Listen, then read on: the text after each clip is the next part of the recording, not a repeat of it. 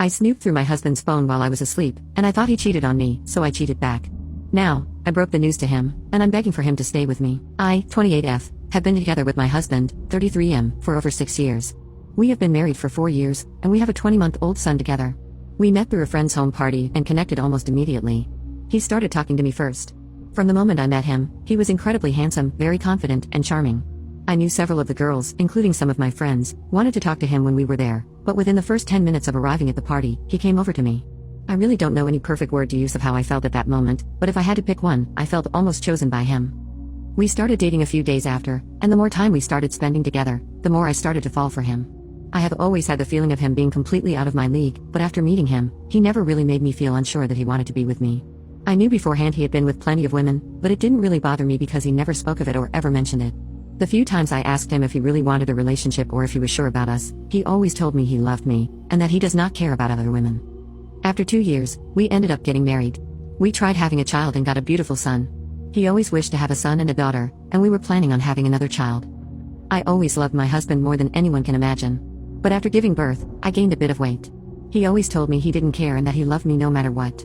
He suggested I could start training with him, as he goes to the gym at least 4 to 5 times a week, and that we could start this as an activity together. I always said yes, but we never ended up going together for several different reasons. He never got out of shape and regularly went training in the gym without trying to invite me there. As time moved on and the baby was taking most of our time, our lovemaking life got less and less active, but he always assured me that he was still attracted to me. Most of the time, he would try to initiate lovemaking, but I would turn it down, mostly because of myself and because I was insecure about my body and myself around him. This is still a huge regret for me. He even told me we could leave the baby at our parents', his or mine, to get alone time, but for some reason, I kept neglecting him. My self-esteem kept getting worse and worse, and he was trying to cheer me up and encourage me. When we would go out somewhere, I could see other women looking at him or trying to make eye contact with him, and it would bother me and I would tell him about it. And every time, he would assure me he only loved me. One day, as he came home from long work hours at the hospital, he went straight to bed, telling me he was exhausted. I started looking into his phone and looking in his Instagram and Messenger messages, and I could see several chats with different women, some of whom I know are his ex-girlfriends. He had been asked to go meet for a coffee, or if they would want to meet up somewhere just as friends, but he'd always turned them down. I even saw archived messages of an ex who had messaged him out of the blue and asked if he wanted to meet up for good times, which we all know what she was talking about. He had responded with "I have a wife" and blocked her. I really don't know why, but in my head, I started making up that he must have been cheating on me with at least one of these girls. I ended up contacting an ex-boyfriend who I hadn't talked to for years. One thing led to another, and we met up at a hotel close by. At first, I just wanted some sort of payback, but as we ended up making love, I was filled with incredible regret. This all happened during the day, and my husband was at work and had no idea, not even the slightest suspicion. It took me 3 days, and as he came home one day, we were in front of the television. I burst out crying and told him everything. He just kept looking at me but didn't say a single word, then he went upstairs and locked the door to our bedroom. I followed him and was crying at the door, but he didn't say a single word to me. It took him a long time, but he finally came out but immediately left the house, and I haven't heard a single word from him. He didn't even say anything to me when leaving, and he was not even looking at me. I have tried to call him hundreds of times, but he still hasn't responded, and I have no idea where he has gone. This all happened yesterday, and I haven't heard a word from him. I'm scared to contact his or my own family because I'm scared for them to find out. I really don't know what to do, and just want to save my marriage. I have an incredible feeling of disgust and regret, and I don't even know why I didn't trust him. I know most of this roots down in my own insecurities, but I just want my husband back. He has left me alone with our baby. How can I get in contact with him?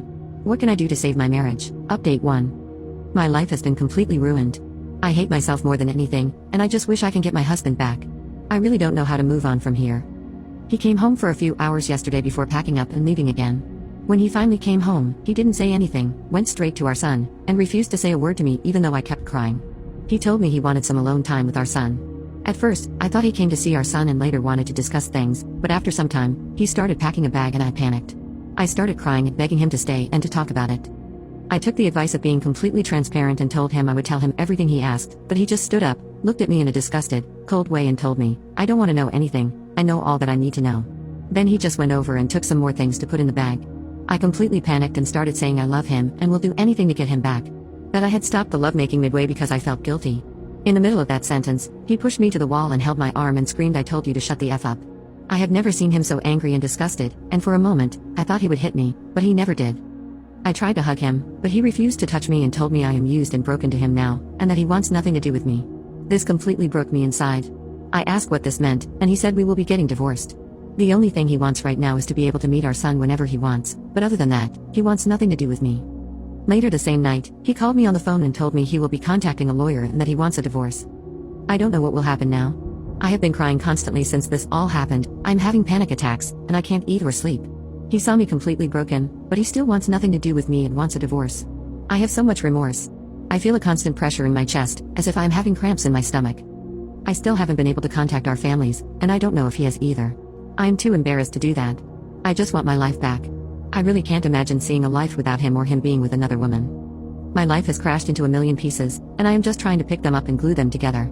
Has anyone been able to convince their partner to come back? Is there anything I can do? I want to disappear, but I can't for the sake of my son. I hate myself more than you can imagine. I know how disgusting and stupid I am, and trust me, I am paying the price. I just want advice on how I can get him back.